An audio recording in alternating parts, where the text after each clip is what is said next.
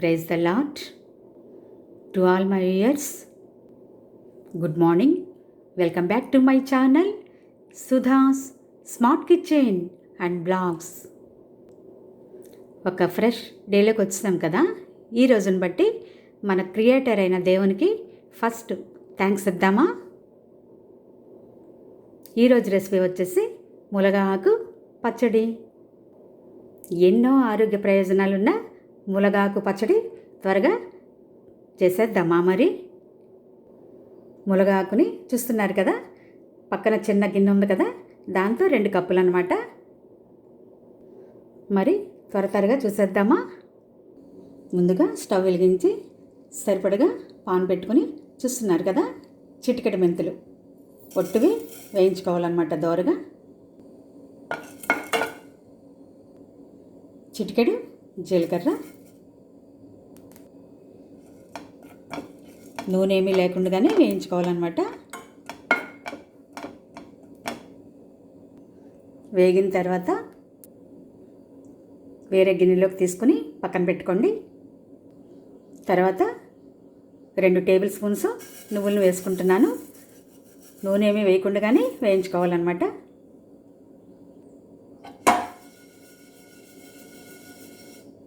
కొంచెం రంగు మారిన తర్వాత తీసేసుకోండి. మెంతులు జీలకర్ర ముందుగా మిక్సీలో వేసుకొని పొడి చేసుకోవాలన్నమాట. తర్వాత నువ్వులు వేసుకొని మిక్సీ పట్టుకోవాలి. 3 కలిపితే నువ్వులు ఉంటాయి కదా, సరిగ్గా నలగదనమాట. తర్వాత 1 స్పూను వేరుశనగ నూనె వేసుకున్నాను. కొంచెం 1 స్పూను, చిన్న స్పూను పచ్చిశనగపప్పు. చూస్తున్నారా, పొట్టు మినపప్పు అనమాట. బాగుంటుంది ఈ పచ్చడిలోకి పొట్టు మినపప్పు అయితే. 2 స్పూన్స్ ధనియాలు,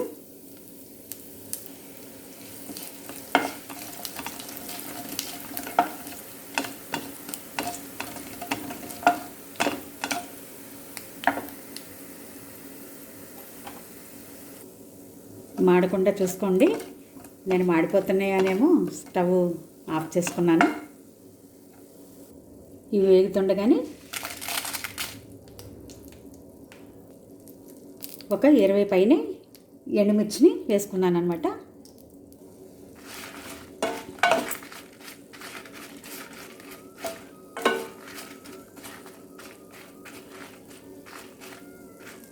ఎండుమిర్చి వేగి మంచి అరోమా వచ్చే వరకు వేయించుకోండి. బాగుంటుందన్నమాట. అప్పుడు ఎండుమిర్చి చక్కగా వేగితేనే పచ్చడికి టేస్ట్ బాగుంటుంది. కారం తక్కువ తినేవారైతే ఎండుమిర్చిని కొంచెం తగ్గించుకొని వేసుకోండి.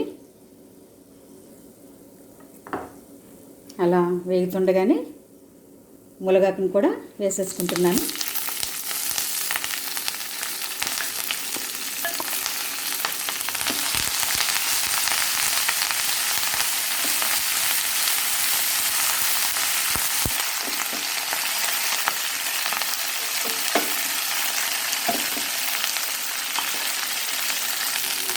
ములగాకు మరీ ఎక్కువ వేగనాసం లేదనమాట. లైట్గా మగ్గితే సరిపోతుంది. ములగాకు ఎక్కువ వేగిన విటమిన్స్ కూడా పోతాయి కదా. ఏ ఆకైనా సరే మరీ వేపకుండా మగ్గించుకుంటే మనకి బాగుంటుందన్నమాట. మెయిన్ మనం ఈ పచ్చడి చేసుకునేది విటమిన్స్ కోసమే కదా. ఇలా కాస్త మగ్గితే సరిపోతుందన్నమాట.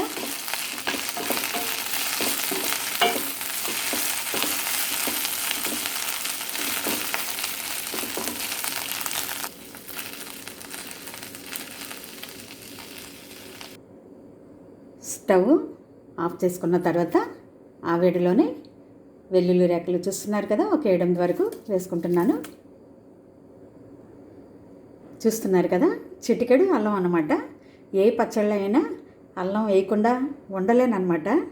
ఇష్టం ఈ ఫ్లేవరు, పచ్చళ్ళలో కలిస్తే బాగుంటుంది అనిపిస్తుంది నాకు. కొంచెం వేసుకుంటున్నాను. మీకు ఇష్టమైతేనే వేసుకోండి, నేనైతే వేస్తున్నాను.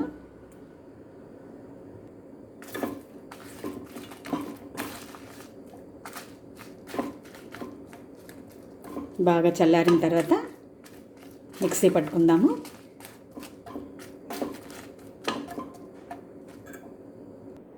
చూస్తున్నారు కదా,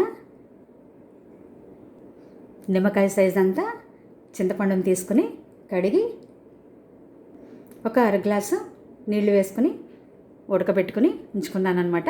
చల్లారిన తర్వాత మీకు చూపిస్తాను. పచ్చడితో పాటు వేసేటప్పుడు ముందుగా వేయించి పెట్టుకున్న మెంతులు జీలకర్రని మిక్సీలో ముందు పట్టుకోవాలన్నమాట.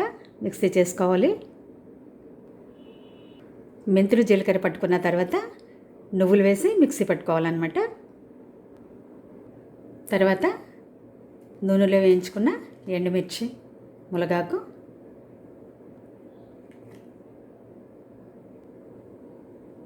పచ్చడికి సరిపడగా ఈ ఉప్పును వేసుకుంటే బాగుంటుందన్నమాట. రుచిగా ఉంటుంది పచ్చడి. చింతపండు గుజ్జు బాగా చల్లారిన తర్వాత ఇది కూడా మిక్సీలో వేసుకుని మిక్సీ పట్టుకోవాలి. చూస్తున్నారు కదా, మరీ మెత్తగా కాకుండా ఇలా మిక్సీ పట్టుకుంటే బాగుంటుందన్నమాట. ఇలా కొంచెం జారుగా ఉంటే బాగుంటుందన్నమాట. ఈ పచ్చడిలోకి పోపు పెట్టుకోపోయినా బాగానే ఉంటుంది. కాస్త చూపిద్దామని మీకు పెట్టాను. ఏం లేదు, ఆవాలు, ఎండుమిర్చి, కరివేపాకు, అంతే. ఒక వెల్లుల్లి రేఖ వేసాను అంతే. చూస్తున్నారు కదా, ఎన్నో ఆరోగ్య ప్రయోజనాలు ఉన్న బంగారం లాంటి పచ్చడి అనమాట ఇది. ములగాకుని ఆకు కాదు, బంగారమే అంటారు అందరూ. ఎందుకంటే 350 జబ్బులను నయం చేసే గుణాలు దీనిలో ఉన్నాయన్నమాట. ఓకే ఫ్రెండ్స్, ఒకసారి ట్రై చేసి టేస్ట్ చేస్తారా మరి? ఈరోజు మీకు ఒక సామెత చదివి వినిపించాలనుకుంటున్నాను. వింటారా మరి? బుద్ధిహీనుడు వినగా మాటలాడకము, అట్టివాడు నీ మాటలలోని జ్ఞానమును తృణీకరించును. మరొకసారి చదువుతాను. బుద్ధిహీనుడు వినగా మాటలాడకము, అట్టివాడు నీ మాటలలోని జ్ఞానమును తృణీకరించును. మనకి ఫుడ్ ప్రొవైడ్ చేసిన, ఈరోజు మనకి భోజనం సిద్ధపరిచిన దేవునికి ఫస్ట్ ఎప్పుడు థ్యాంక్స్ చెప్తూ, లేని వారి కోసం ప్రేయర్ చేస్తూ, వారికి కూడా దేవుణ్ణి ఆహారం దయచేయమని ప్రేయర్ చేస్తూ వారికి కూడా హెల్ప్ చేయాలి మరి. ఓకేనా? Thank you friends for watching Sudha's smart kitchen and blogs.